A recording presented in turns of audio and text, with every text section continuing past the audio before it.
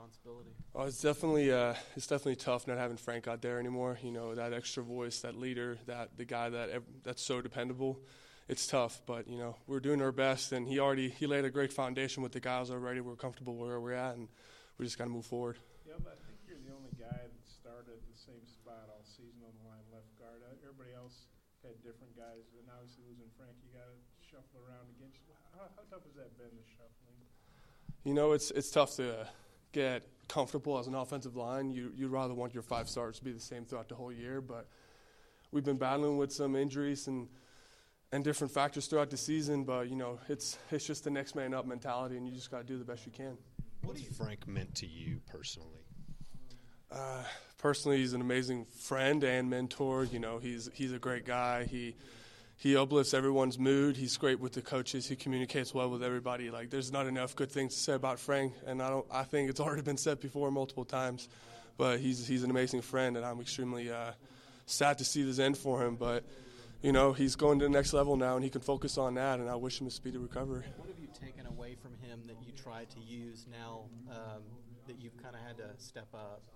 I think his approach to the game every single day. You know, that's a guy that knew every single thing about every single defense on every single play. He could lure everything out, blitzes out even before they even happened. You know, and he's a smart player. He's a physical player. He strains through the whistle every single play. You see him most of the time. He's probably on top of somebody, and that defender's on his back. So, overall great. What do you guys need to do now as a unit to try and improve and turn this around? I think it's about a lot of other guys trying to step up. A lot of guys have been leaning on Frank as kind of the centerpiece for this unit to move forward.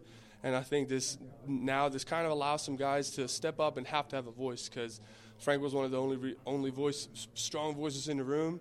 And I think this has kind of become a springboard for some of the other guys to try to step up and take that leader role.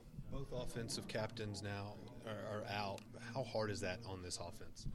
It's definitely tough, you know, but we've got guys that stepped up right away. We got Cole Kelly, you know, coming in, a young guy. He has tremendous amount of what do you think? Like he believes in himself so much more than many other guys would think he would, and it's incredible having him back there, being very confident in himself, moving forward. And of course it's tough losing the 2 guys on the offense that's supposed to lead us, but that's the game of football. You know, injuries happens all the time, and it sucks that it's those 2 guys, but it's just the next man up, and we got to move forward. Another strong defensive front with Ole Miss this week. Can you talk about the challenge that you face with them?